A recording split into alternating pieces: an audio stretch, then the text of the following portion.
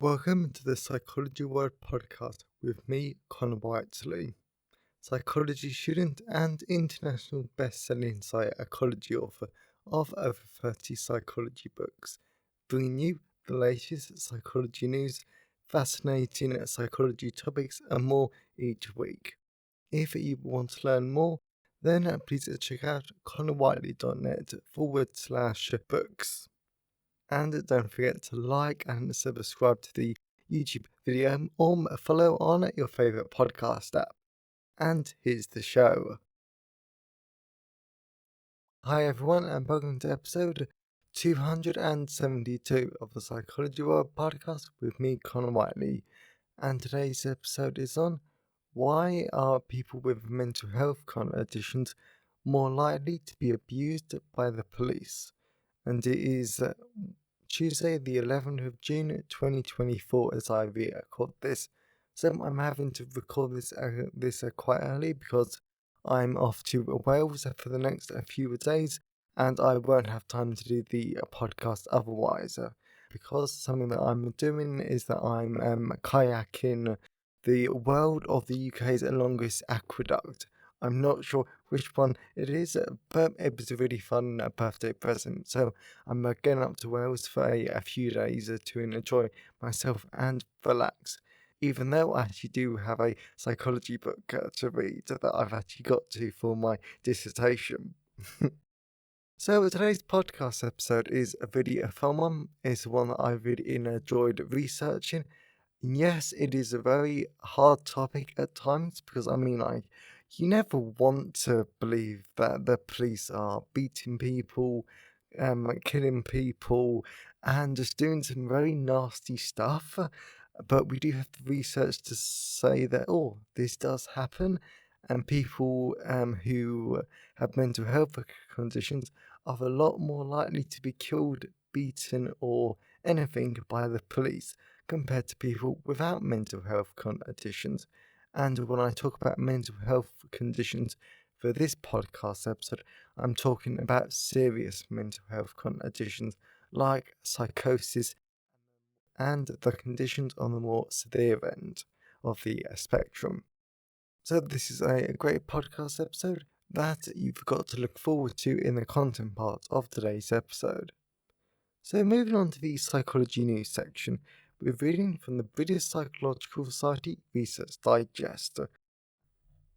Have you ever had a dispute with a partner or colleague and, having carefully listened to their argument, still disagreed, only to have them insist you weren't listening? Feeling heard is important in all kinds of social situations. Research shows that it fosters trust, feelings of social connection, and effective collaborative decision making. Conversely, feeling unheard can lead to people feeling frustrated, angry, and reluctant to resolve issues. Most of us have probably been in situations in which we feel we have listened well, but that has unrecognized. Now, new research in psychological science by Bella Ran and Rebecca Skolberg at the University of Pennsylvania provides an explanation for this. Studies of more than 3,000 participants consistently found that we perceive good listeners as bad listeners purely because they disagreed. Okay, so this is a really interesting one, mainly because, as you guys know, sometimes I do love methodology, especially when it comes to massive sample sizes, mainly because I'm a little bit jealous. I would love to have access to 3,000 participants. That would be amazing. I could do some really good statistics, and my correlations that I'm doing at the moment might actually be significant.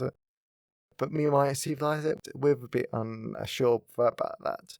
So anyway though, so 3,000 participants. Well done this research team. I'm massive fan of applause that you can access that many. But going back to the actual topic itself, I completely agree because it is so annoying when you've listened to someone, you disagreed, and they don't think you've listened. I know this happens a lot in political debates, like my Nan. Sort of bless her heart. I mean, like, she loved an argument. She loved a good old political debate. We could talk for hours because we were severely different in our politics though. And I mean, like, I would talk, she would pretend to listen, and then she would just talk about something completely different and invalidate everything I was saying, which I think was an interesting move because, I mean, like, I didn't feel frustrated or angry or reluctant to resolve issues because, I mean, I was just a bit confused, and yeah, it actually was a bit annoying at times because I was listening to her, I was respectfully replying to what she was saying and trying to counter it. So, and I mean, like, group projects are another good example, like, of this. There is nothing more annoying than someone in a group project, like a PowerPoint presentation, that disregards everything that you're saying. So, yeah, just because they disagree with you. So, I think this is a very useful one, and I think that the main takeaway for this psychology news section is just because someone disagrees with you, it doesn't mean that they don't listen at you. I think this is something that we've got to recognize. And I think if someone does disagree with them, try and find out why. Basically, just listen to them, try and understand where they're coming from. Because, yeah, you might disagree, yeah, with them and vice versa. But it doesn't mean they're not listening. It definitely doesn't mean they're a bad person though. So I think this is something that definitely has broader implications, especially as we're in election season here in the UK. France is in their election season now, and America, that's another big one at the moment. So very useful and one that definitely has massive implications.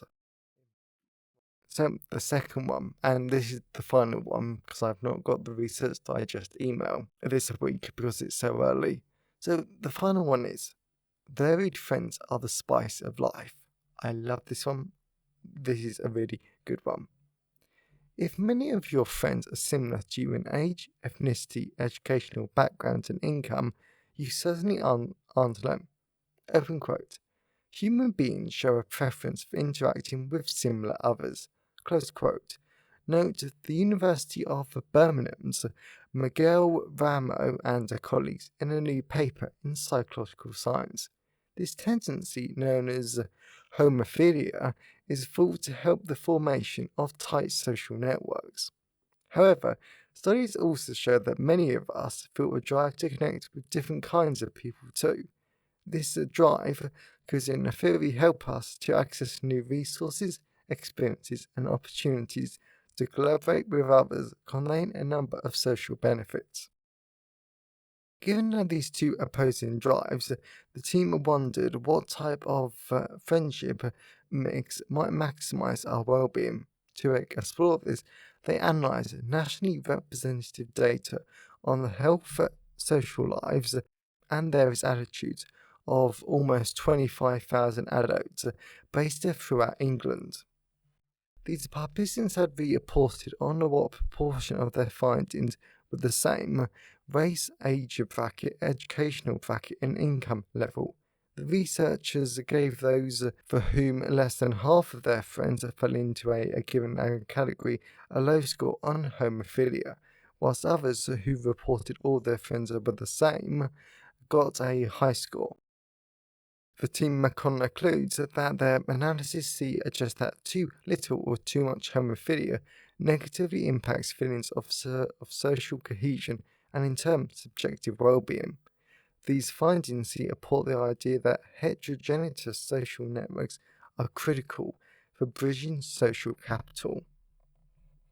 So there are definitely a few different points that I want to make with this research study though, because first of all, I think this is definitely true for neurotypicals, because I think that neurotypical people, the people without autism, ADHD, etc., I think they are better able to navigate different groups and form really close friendships and relationships with other neurotypical people. However, I would say as an autistic person, and from what I've seen from my friends, I think this is a lot more difficult because my closest friends are autistic and neurodivergent, and generally I've always just gotten along better with other neurodivergent people because we operate on the same wavelength, etc. But saying that, I still would definitely find myself driven to connect with other people. Doesn't mean I'm always successful. Believe me, it seriously does not. However, what it does mean is that I'm still able to connect with different people that do different agrees that come from a different background and lots of other different situations, just so I can connect with them and actually form good social relationships so we can all benefit. For example, I'm president of the Psychology Society at my university now, and I managed to do that because I connected with a wide range of different people on the psychology committee, and they are different races, different age brackets, different education levels. Yeah, that bit's true though, well, because they're at different years, and I'm sure that counts in terms of a research because I now, yeah, because there's masters, there's first years, etc., etc. Though, and all of us are able to bring a very different skills and perspectives, and create something that's really good and really useful. Though, so I definitely see how that works them. And I could go on and on with their different examples. So I think the takeaway from this psychology news article is just a look around at your friendship groups. Of course, do not do this out loud and do not do this in front of them. So I think that would just be horrifically awkward. Actually, I think if you're neurodivergent, you could do this with your friends because they would probably understand. So, what you can do is look at your friends, look at your social circles, and ask yourself, is everyone the same as me? Or do I have a good mixture just so I can maximize my social potential? I can learn about different experiences and so on. Because that's something else that I really like about mixing with the newer people. You get to hear different things, you get to hear different experiences.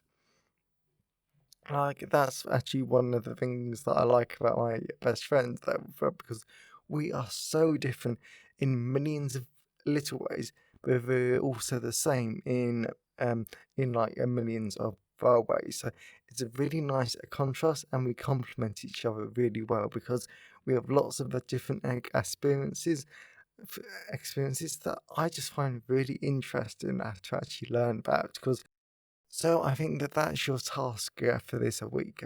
Think about your own levels of homophilia. And I have no idea how, but this psychology news section is the exact same length, if not slightly longer than a normal one, with 3 psychology articles. Okay then. So I better stop talking and move on to the personal update. So we're moving on to the personal update. This week I'm going to keep it very short simply because it's only a Tuesday. So technically there's only been 2 days of the week. But because I'm away for 4 days in Wales, I'm getting so much done. I'm trying to be really productive, and I'm really impressed with everything that I'm getting done there. So there will be an infidelity podcast episode coming out at some point because I voted up for fun earlier today though, but it's going to be weeks and weeks, if not months, till that podcast episode comes out. But I'm really looking forward to that. And yesterday, I contacted the student union at my university. I filled in the application form to make the Psychology Society official and bringing it back up to speed. Well, to speed there because we were waiting for our head of school to get back to us, but he was taking a bit of a long time because, of course, he's a head of school, so he's very busy And then I basically said to my committee, right, should I just send this form off to get it processed? So they said yes, because the head of schools are going to be busy there, so they agreed with me. Funny thing was that he turned out that he emailed me when I was actually writing it off. So he emailed me.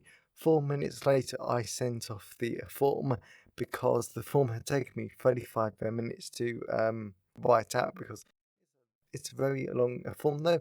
And I do appreciate that our student union does make it quite not so much difficult, but you really have to have thought out your society before it's even allowed to be created. So the School of Psychology at my university is very pleased with it, and they really see a positive. So we're going to be at the welcome talks for the undergrad and postgrad students during a welcome week, and there's definitely a lot to do though. So I'm just going to tell you briefly about what happens next in case any of you are thinking of starting up your own societies at your university.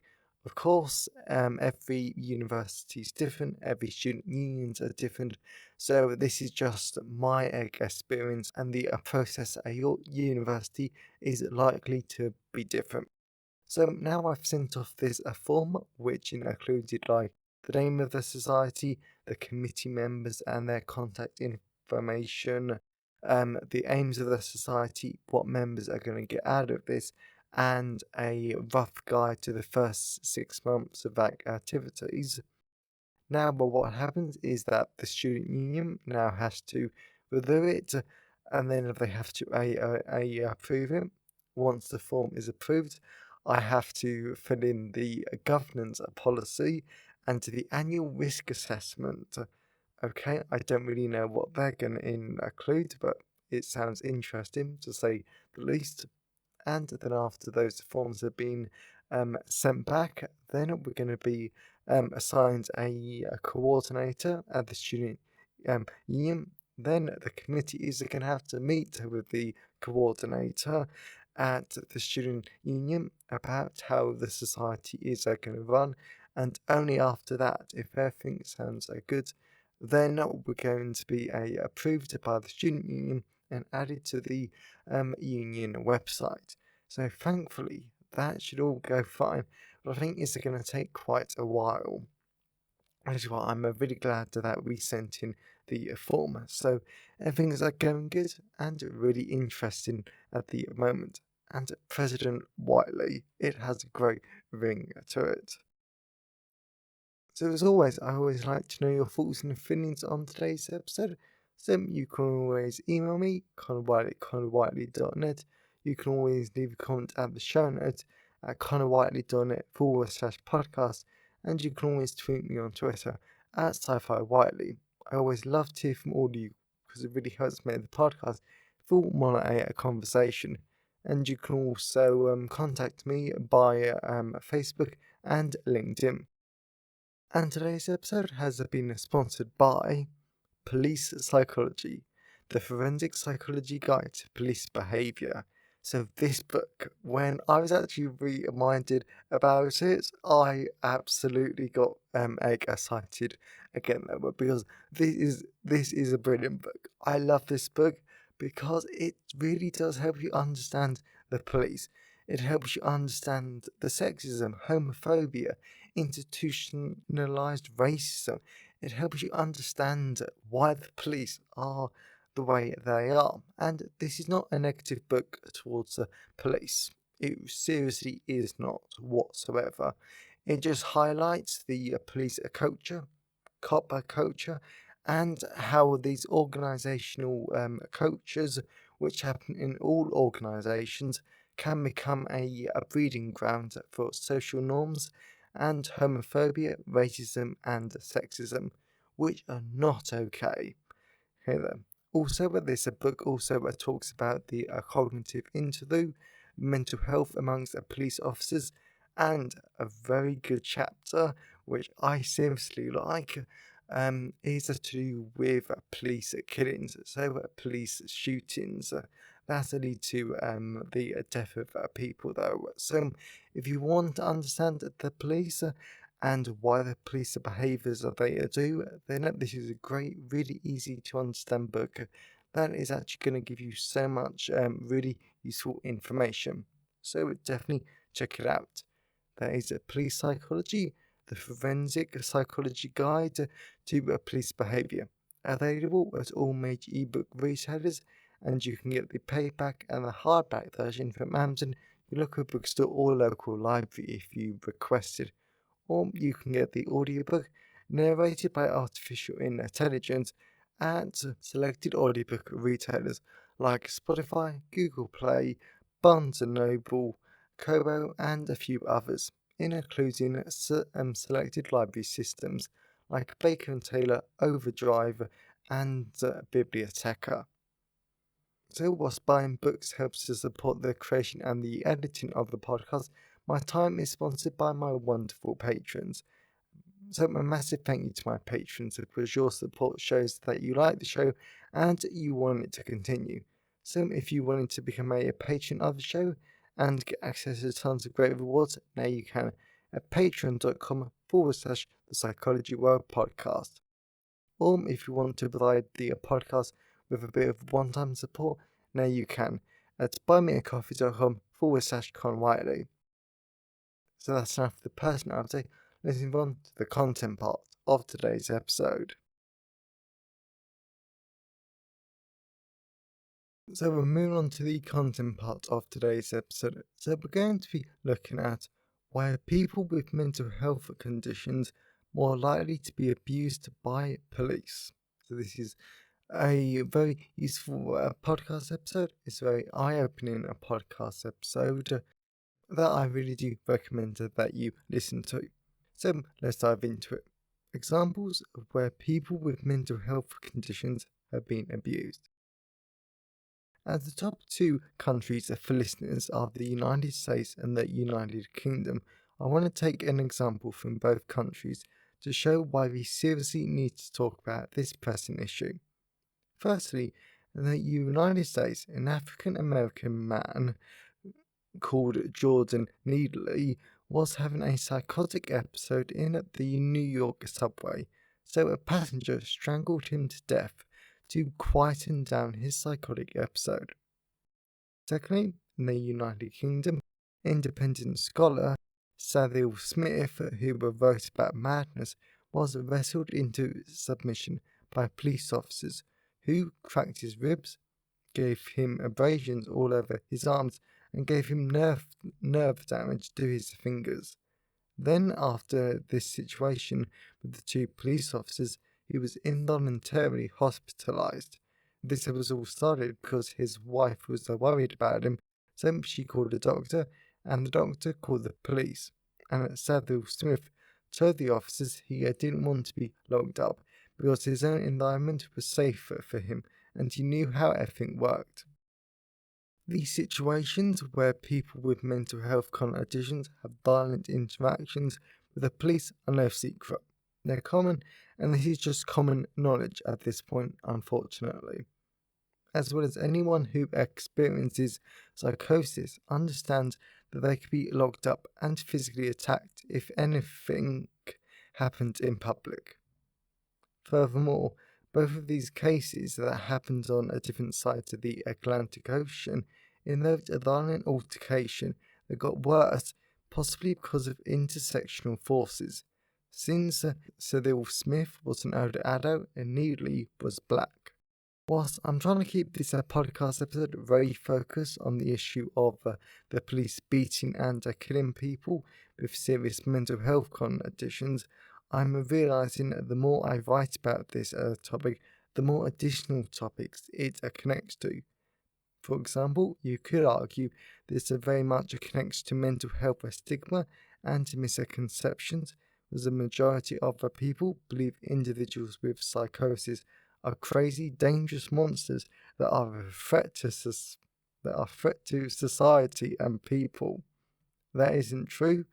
Also, this could connect to racial profiling, and the stupid idea that black people are more dangerous or more criminal than white people. Here's a little tidbit: no social group is more criminal than the other.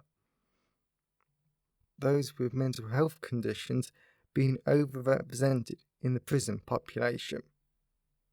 In addition, it's concerning how people with mental health conditions are overrepresented in the prison population. For example, between 2010 and 2013 in the state of New York, over 600,000 people were arrested and matched by public health records to having a serious mental health condition in the previous 12 months before they were arrested. For New York, during this time period, this means between 4% and 6% of the state's prison population had a mental health condition. This is overrepresentation, as you cannot tell me between 4 and 6 of the entire population of New York State has a serious mental health condition like psychosis. And what's even more concerning is that this number was associated with a 50% increase in the chance of the people being sentenced for misdemeanor arrests. Granted, it is good that having a mental health condition wasn't associated with an increased chance of being charged with criminal offences. Moreover, this number increases when we consider the world's population, because about 40% of the people in prison could have a mental health condition, according to work published by World Social Psychiatry. For example, people with psychotic disorders are between 2 and 16 times more likely, and people with depression are between 2 and 6 times more likely to develop in prison populations. Whenever I write about forensic psychology, I always find this overrepresentation both interesting and rather heartbreaking, since it doesn't matter the overrepresentation comes from those with mental health conditions, different racial backgrounds, or different socio-economic backgrounds. These all reflect different flaws, biases, and systemic problems ingrained into the criminal justice system. Of course, those topics are way beyond the scope of this podcast episode, but I'm just trying to highlight additional topics or factors you might want to think about. People with mental health conditions being abused by police. A 2018 study, and as always, the references are always at the bottom of the podcast episode, show that 23% of people in 2015 who were killed by police during an altercation had a serious mental health condition, as well as the likelihood of them being killed was increased by factors like having a mental health condition and race. Also, people with a mental health condition were more likely to be killed in their own home. Nonetheless, it's important that we don't fool ourselves into thinking that even the prison system itself is safe for people with mental health conditions, since yes, people with serious mental health conditions are attacked and killed in public and at home, but this isn't the only place they're abused and killed. The prison system itself can lead people with severe schizophrenia to be abused and neglected. An unfortunate example of this was Tammy Davenport, who helped her son who had schizophrenia after she found out he was being abused in the Chatham County Jail, where the jail couldn't make medical decisions for him whilst he was in prison, and it led to a year-long quest for her to help her son. Thankfully, he's doing better now, according to the Facebook group Justice for Justin. In addition, the Dallas Daily Times did a news article in 2022 where an inmate died within 3 months of being kept in the same jail as Tammy Davenport's son, because the jail staff denied medical care to him when he seemed to be suffering from cardiorhythmia, as well as the Senate Permanent Subcommittee in the USA had 20 hearings about nearly 1,000 different deaths that were unreported by the Department of Justice in 2021. leading some to suggest that the constitutional rights of inmates aren't being protected. Personally, I think this is all just disgusting and outrageous because we know and we have the empirical research that time and time again shows that rehabilitation works to reduce offending. And yes, I understand there is not the political will needed in most areas to invest in rehabilitation, since guess what? Sounding tough on crime with long, pointless prison sentences that do nothing to decrease reoffending and criminal behaviour sounds better to voters and it wins elections. If we do not support offenders, give them skills they need to effectively turn over a new leaf, and if we don't support their mental health, then society will suffer in the long run, as we need to keep wasting money on trials, investigations, and sentencing because the cycle of criminality continues. The only way to stop the cycle is by rehabilitating offenders and not killing or beating or abusing them in prison. No one should ever be abused. There is never an excuse for it. Conclusion. On the whole, the topic of the police in justice is a major topic all over the world, and it is a topic that seriously needs reform. There needs to be some kind of training and a scheme that helps social workers and mental health professionals to work with law enforcement during dispatch calls, so these mental health professionals can help mitigate the extreme effects that happen when people with serious mental health conditions and law enforcement cross paths. Overall, I hope over time different programs will be developed, implemented, and the rights of inmates will be protected. And just because someone has a serious mental health condition, it doesn't mean they deserve to die, be beaten, or have their ribs broken. That is outrageous and unacceptable, and it needs to stop immediately. You could argue that people with serious mental health conditions represent so-called risks to the public, but I seriously doubt that is true. That is why mental health professionals need to be deployed so they can help law enforcement, so killing and beating innocent people who are going through extremely scary mental health experiences can stop.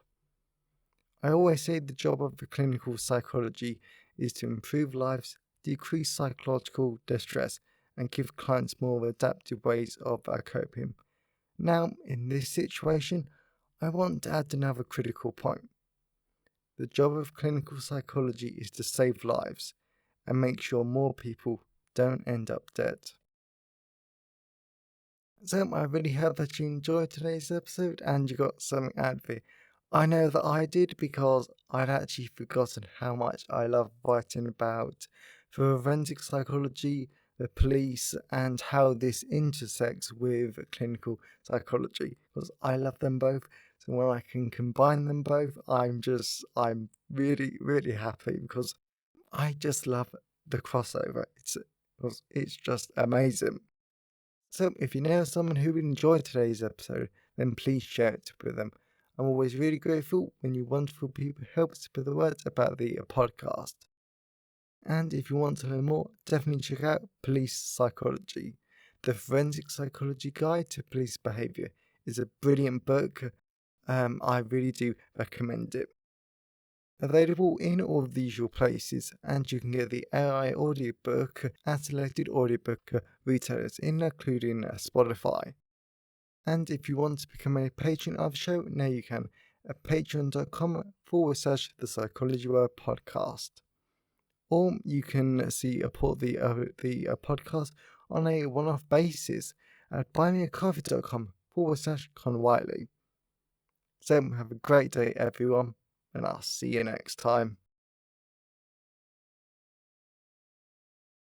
Thanks for listening today. I hope you found it helpful. Please remember to like the video and subscribe to the YouTube channel and follow the podcast on your favourite podcast app. And if you wanted to learn more, then please check out the backlist of the podcast episodes or my books at conwhiteley.com. podcast.net. So have a great day, and I'll see you next time.